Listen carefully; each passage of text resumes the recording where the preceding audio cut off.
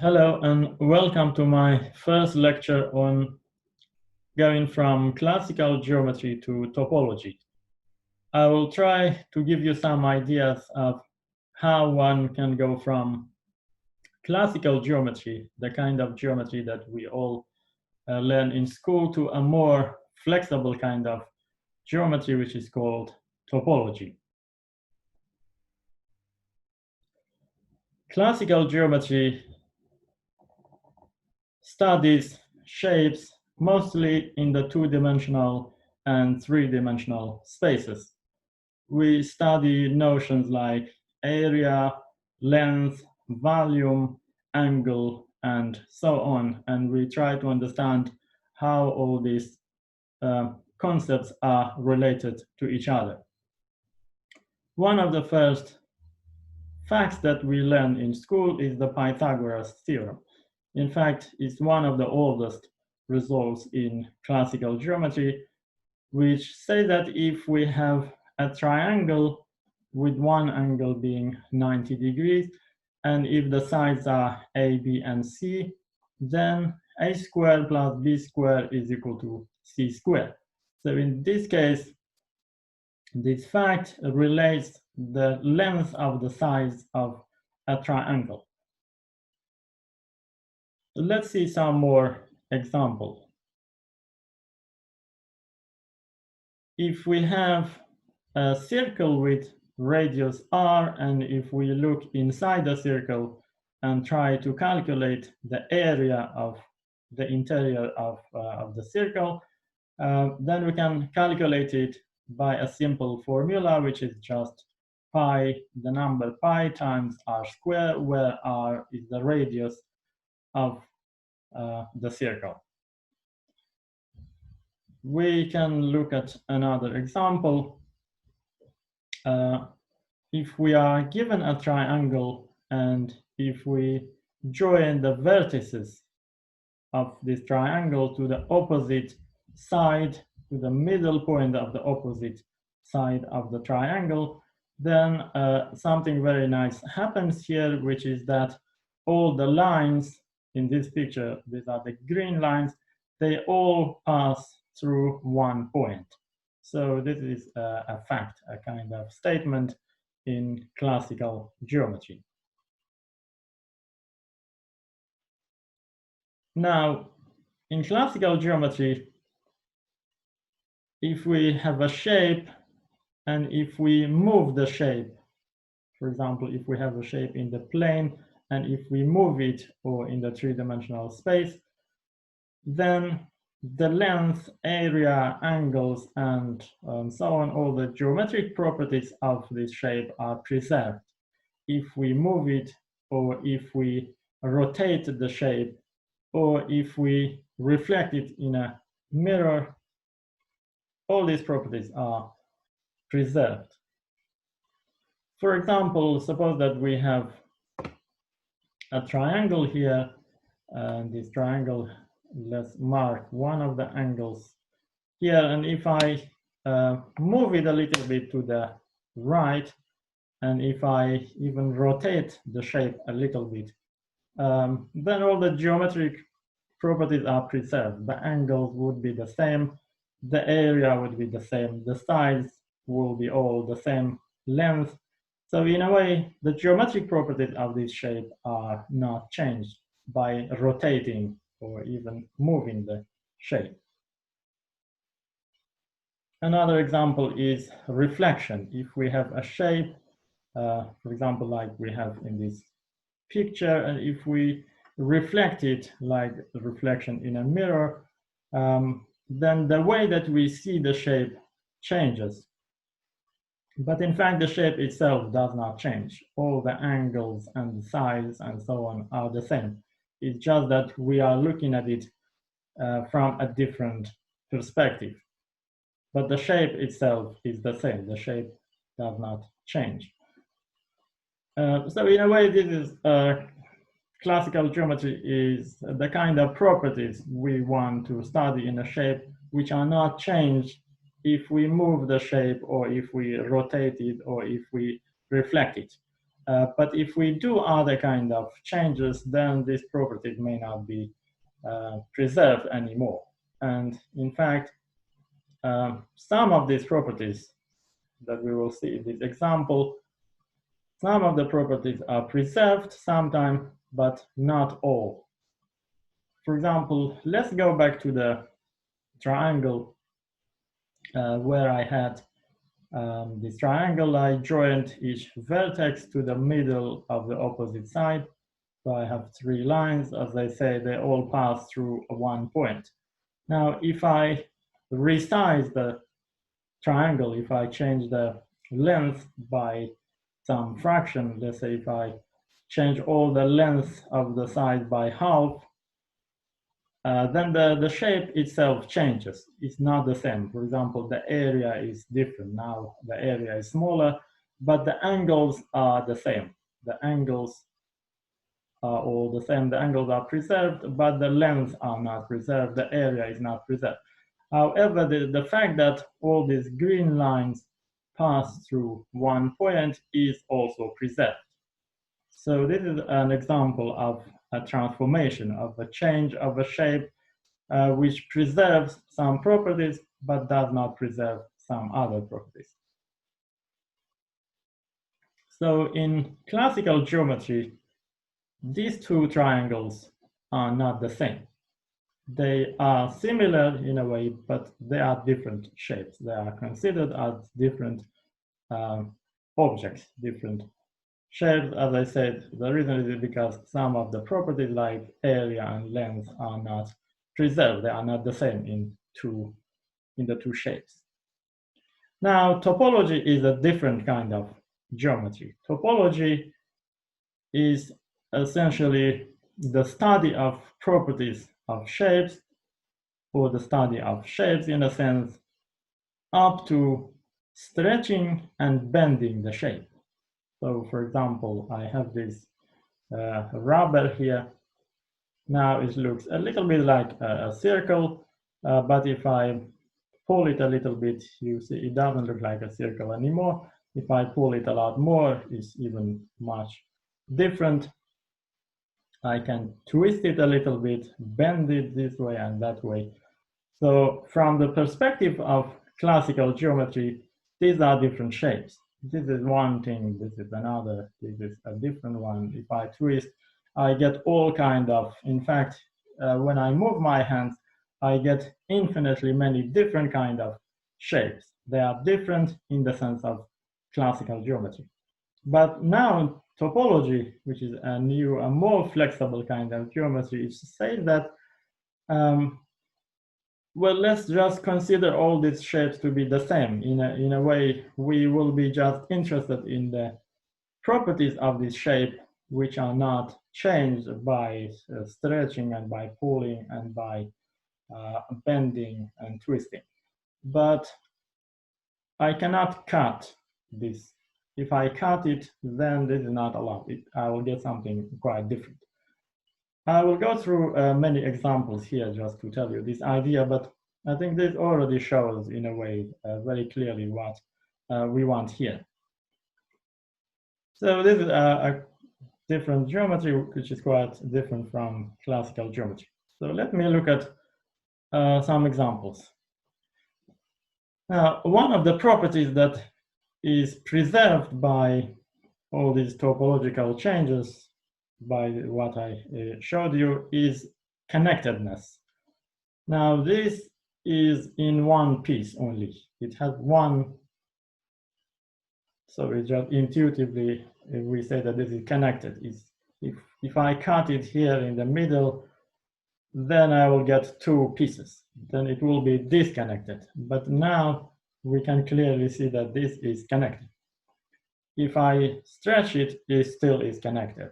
And by all these changes, it will still be connected. And this is one of the properties that is preserved by stretching and bending. And so it's one of the properties that is interesting from a topological point of view. And now in this example, I have several shapes here. I have here, you can think of it as something like this rubber. which is first is small, I can stretch it, so I can turn it into a longer line segment. I can bend it, and I can even bend it more and maybe twist a little bit. I get all these kind of shapes, which are different in the classical sense of geometry, but from this topological point of view, they are all the same, because one can be changed into another by just stretching and by a bending. So all these shapes are now, you see that they are all in one piece. They have only one piece, and so we say they are connected. So this fact, this property does not change when you transform your object by these transformations, by just stretching and bending. So in a way, topology is all about this kind of properties of shapes which are preserved by topological transformations. I will go through more examples just to tell you what other properties may be studied in topology.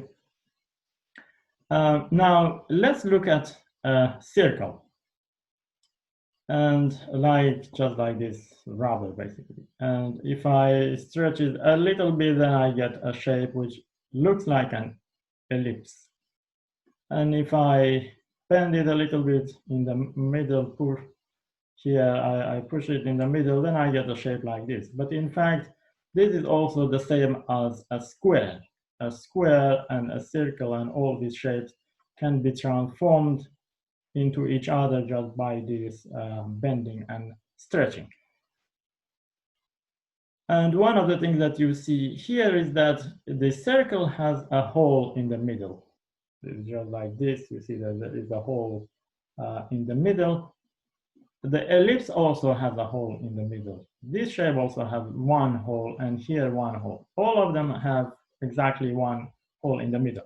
So in a way, the number of holes is one of the topological properties. It does not change if you change your shape according to this stretching and bending. However, if I compare this with this other shape here, now this shape is more like something like this. And now I'm assuming that here in the middle, where my finger is, these two lines are attached together. They go through one point. This time you see that there are two holes in this shape. So in a topological sense, this shape is now quite different from the other shapes. This shape, if you just stretch it and bend it, you can never turn it into a circle. And one of the reasons is that because a circle has only one hole in it, but this shape now has two holes in it. So having two holes, these two shapes, this and a circle, can never be transformed into each other. And so they are, from a topological point of view, in this new geometry, they are different. These and these are the same, but these and these are different shapes. Moreover, if I compare all these shapes here that I have, the circle and this shape with two holes, and this one, they are all again different, even though this last shape in the bottom has only one hole in it, but it's not the same as a circle. The reason is that because this one now has a tail. This shape is different from a circle because here we have this tail, and just by stretching and bending, you cannot get rid of this tail. So this can never be transformed into a circle or into one of these shapes. Although this has one hole only, the circle also has one hole only, but they are different from a topological point of view. From classical geometric point of view, they are obviously different, but even in the topological sense, they are different. Although they look kind of similar and just have one hole in it. Now let's look at some more examples. Let's look at the alphabet letters, which are shapes in a way very familiar to us. Now, if I look at the shape L, the letter L, in a way, this is just like a line segment from a topological point of view. You can now bend this a little bit. You can easily imagine how to change this L into N. So in a topological sense, they are actually exactly the same. And even you can change the N into an M. For example, if you have never seen this kind of thing before, it's a good exercise if you just take one small piece of rope, and make all these shapes. First make L and then change the rope just by bending it here and there. You can see that you can go from L to N, and then you can make M, and then you can make S, you can make G, you can make C. So all these shapes can be transformed into each other, and so topologically they are the same shapes. But if we compare to some other letters of the alphabet, for example, let's look at Y. We see that a Y now is also topologically the same as T. Now the Y here, you have these two tails here. If you just push them a little bit down, then you will get T. But you can also get, in fact, you can get E. Maybe this is less obvious, but E, for example, if I take this tail and push it down a little bit, make it straight, and then push this tail also down, then I will get basically just T. And similarly, F can be transformed into T. So in a way, T is the simplest shape here, but topologically, they are all the same. Again, if you have pieces of ropes attached in an appropriate way, then you can see that all these shapes can be transformed into each other. Or if you just draw this thing maybe on something soft, like a clay or something, then you can see how to do these changes. However, these shapes now in the second group are different from the shapes in the first group. For example, let's just compare L with T. And now the reason is that here we have in the T, we have one point in the middle there. And from this point, we have three tails. However, for example, there is no such point on L. If you pick any point, you don't have like three different tails, but I have here three different tails. So that's why these two shapes are not the same in a topological sense. If you want to make L and T to be the same, you have to, for example, cut this tail here, but cutting is not allowed in topology. You can only bend and stretch and so on, but not cut. Now, if I compare this with another group of letters of the alphabet, for example, A and R are also topologically the same. However, they are quite different from Y and R and so on. So I have different groups of topological shapes which cannot be transformed into each other. Now this R here actually is not very, maybe well.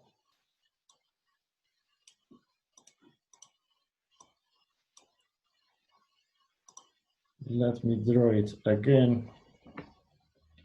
So to be more correct, this should be something like here first and then like this. So this is more correct, because what I have here now is I have a line segment here in the middle, which is just like this one. I have one tail here, one tail there. I have one here, one there. And on the top, I have something which looks like a circle. Here I have a triangle, but in a way it's topologically the same. Okay, let's now see some other examples. This time in a three-dimensional space. If I take a sphere and take a cube. So I'm assuming that inside is empty, just the surface. Then topologically they are actually the same. One can be turned into another one. For example, you can imagine if you have like a metallic sphere, and then by maybe hammer it, and then you can change its shape into something like a square. So topologically, they are actually the same shapes. Similarly, if I have a torus, and if I have a sphere, but I have a handle, like a teacup handle, if I attach a handle to a sphere, then in a topological sense, they are actually the same. This one is maybe a bit more difficult to imagine, but they are the same. You see that here in the middle, we have one hole, and there also we have a hole. And the rest of these shapes are the same, and we have to, of course, attach the handle in a careful way so that the two shapes are topologically the same thing. So you can think about many other examples of transforming shapes into each other. But now, the big question now is, okay, we have an intuitive way of thinking about topology when two shapes are topologically the same, when one can be transformed into another one. Just by these examples, or just by playing with something like a rubber, we can make infinitely many different kind of examples. Now, the question, of course, is, as usual in mathematics, how to make this notion, this intuitive notion, into something more precise. Can we formulate a precise mathematical definition of what it means for two shapes being the same topologically? And in fact, fortunately, we can do this even with elementary mathematics without even going into even defining what is a topological space in an abstract sense, but just playing with two-dimensional and three-dimensional shape, we can, in fact, in a way define. But let's first go into one example. In this example, I have a shape. This is a circle, and I have another shape, which is an ellipse. Now, these letters C and E are just the names of these shapes. So I call this circle C, I call this ellipse E. Now, the circle, both of these shapes are inside the plane, where in the plane we have two coordinates, X and Y, or any letters here, A and B. Whatever letter you use, we have each point in the plane has two coordinates. And in the case of these shapes, these two shapes, we can write down their equations precisely.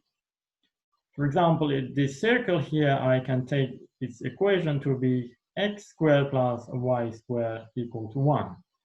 So in that case, this will be the center of the circle would be the origin of the plane. And then, for example, this point here will be 1, 0.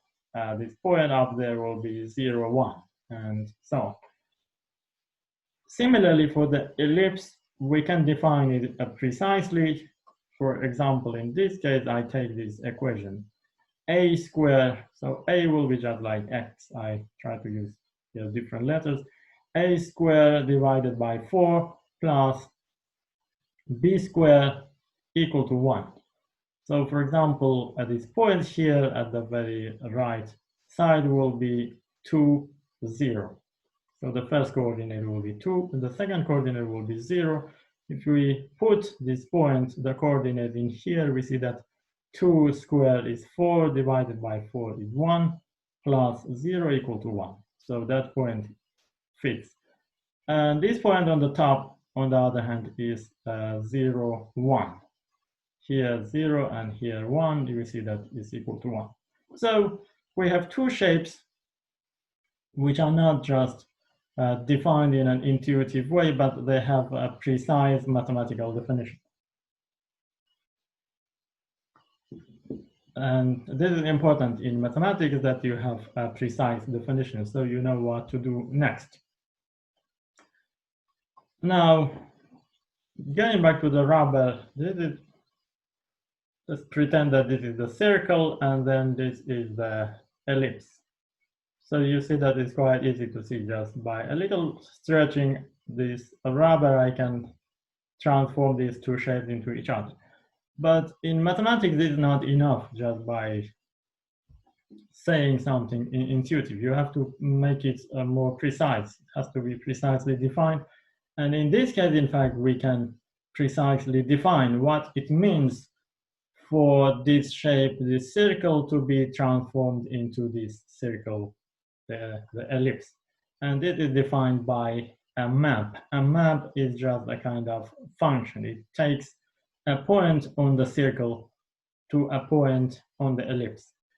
It's precisely defined in this way. If you have a point x and y on the circle, let me maybe just write something like here. Let's say, suppose that this is x and y. This is the point x, y on the circle. What I get, I take this point to another point on the ellipse. And this is given by the formula x and y go to 2x and y. So that means that the y coordinate will stay the same, but the x coordinate will be twice. So roughly, maybe we get something like a point around here. Will be 2x and y. So this gives us a transformation. It gives us a way of transforming, or in a way taking points from the circle to the ellipse. It gives you like a one-to-one correspondence. Each point here goes to exactly 1 point on the other side. In fact, this map, so it is not only a map, but it has the important property that this is a continuous map. Now, in a way, this is the whole point of topology. What is really central to topology is the notion of functions mapped to be continuous. That's exactly the precise mathematical idea of stretching and bending and so on. So we have a map. I can map the circle onto this ellipse by this formula, and this map happens to be continuous. So what continuous means?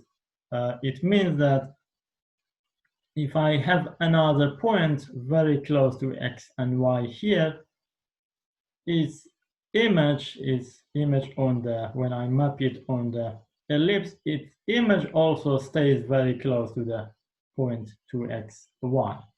So points which are close here will also be close to each other there. If a point is far away, they will also be far away on the other side. So that's exactly this is not a precise mathematical definition.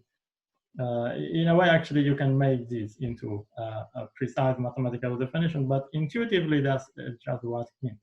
And in a way, it's very similar to when you have just a function that you see in high school and you try to say when it is continuous. It's exactly the same idea. The central point here is that we can measure distances of points on these two shapes.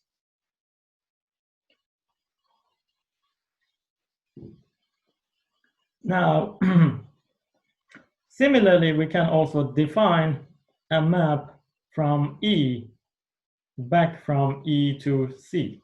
So the map that I defined first was going from the circle to the ellipse, but I can also define a map from the ellipse to the circle. And its definition is just this, that if I have a point AB on the ellipse, I take it to A over 2 and B on the circle. I will automatically get a point on the circle. If I denote this, call this map G, this map also happens to be continuous, exactly for the same reason that if you have a point here, now let me, for example, write, let's say A and B, and then I should get a point around here, A over 2 and B. Now, if I take any other point very close to AB, its image here will also be very close to AB. And so just as before, that's what it means for this map to be continuous. In fact, these two maps that I defined, F and G, they are inverse of each other. Meaning that if I take a point here on the circle to the ellipse, and if I go back to the circle with the second map, I just get exactly the original point. So these two maps are inverse to each other.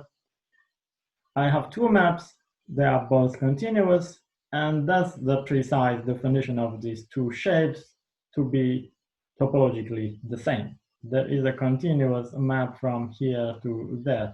Or in other words, you can continuously change the circle into the ellipse. Just like here, I have the circle. If I change it a little bit, you see that this change is continuous in the sense that nothing dramatic happens. There is suddenly no cutting or things like that. So that's what we call continuous transformation, a continuous map. And so these two shapes are topologically the same.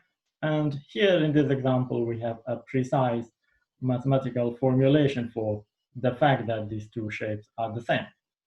And it's in a way actually amazing because as far as I know, in high school, there is maybe no mention, nothing about topology. But in fact, many of the things already can be formulated on the level of high school because we already have a good idea of what a continuous map is and what distance of between 2 points are. So I can formalize now this, what we have discussed so far into precise definition. We say that two shapes A and B, if they are in the plane or in the three-dimensional space, we say that these two shapes are topologically the same if there is a continuous map from A to B, let's say F, such that its inverse, such that it has an inverse and its inverse is also continuous. So that's just that you have a map, is continuous, it has an inverse, that inverse is also continuous, then we say that these two shapes are topologically the same. Now, as I mentioned before, it makes sense to talk about continuous maps here because we have a notion of distance.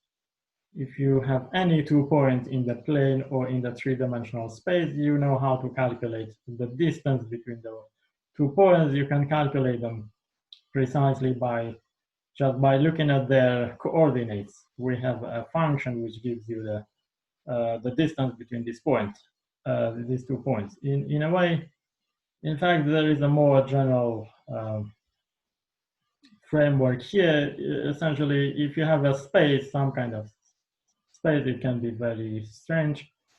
May not look like a 2-dimensional or 3-dimensional space, but if you have a notion of distance, then there you can always define a topology. If the distance behaves well, it just satisfies a few nice properties, then you can define topology. You can define what continuous functions and maps are, and when two of these spaces which have distance functions, when they should be the same, and so on. But I'm not going into this. Let's now look at another example where we can again define continuous maps in a precise sense. Suppose that, let's look at the plane where every point has 2 coordinates. Suppose that I take a shape A to be the x coordinate. Now these are all drawn by hand, so they are not perfect. They don't exactly look like lines and so on, but you get the idea. So A is just this horizontal line here. I can define it precisely by equations. It will be just the set of points where the second coordinate is equal to 0. So that's A. Now, let's also consider B that you can see in this shape. Again, this I can define precisely. This is just the graph of the equation y equal to x to the 3. So both shapes are defined precisely mathematically here. And if you just look at these two shapes, this line here and this B here, which looks like a line but is curved, it's not very difficult to imagine that you can change B or you can change A into the other shape. So let's take B, for example. If you just pull down this side here, which is going up, pull it down this way, this is a kind of bending. It's a continuous way of changing this shape. You can imagine that you can push it down and just lay it on this axis. Similarly, this other side which goes down, you can push it up and go to the line. So it's not difficult to see that if these are made by a rope, you can change one into the other. But if we can define all these things precisely mathematically, let's define a map from A to B. Every point on A is of the form x and 0, because the second coordinate by definition is equal to 0. So every point is determined just by one number, the first coordinate. Let's take this point to x and x to the 3. This is again a point in the plane, but it happened to be on B, and that's simply because the second coordinate is equal to the first coordinate to the power 3, which is just the definition of B. So this map takes every point on A to a point on B. In fact, on the shape here, we can, on the graphs here, let's say if I take a point here on A, then all you need to do is draw a vertical line going up, and here intersect the shape B in a point. So if this is a little x, this will be x and x to the 3. Now this map is continuous. Again, you can check it precisely, but intuitively you see that if x changes just a little bit, then the point up here will also change just a very little bit. So that's why this is continuous. But we can also define a converse of this map here. The converse this time is given from B to A, we call it G.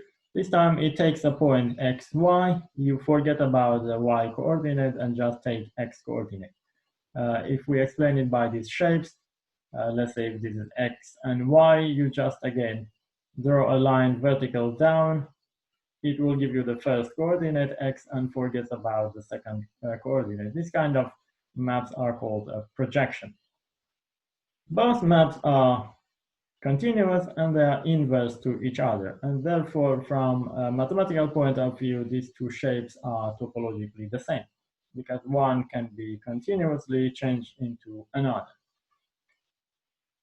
So we have had at least two precise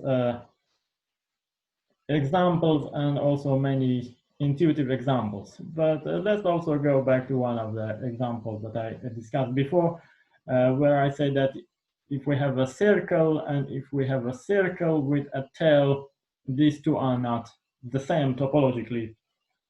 Intuitively, that's simply because here we have a tail, and no matter how we change this shape, bend it and stretch it, we cannot get rid of this tail, and that's why these two shapes are not the same.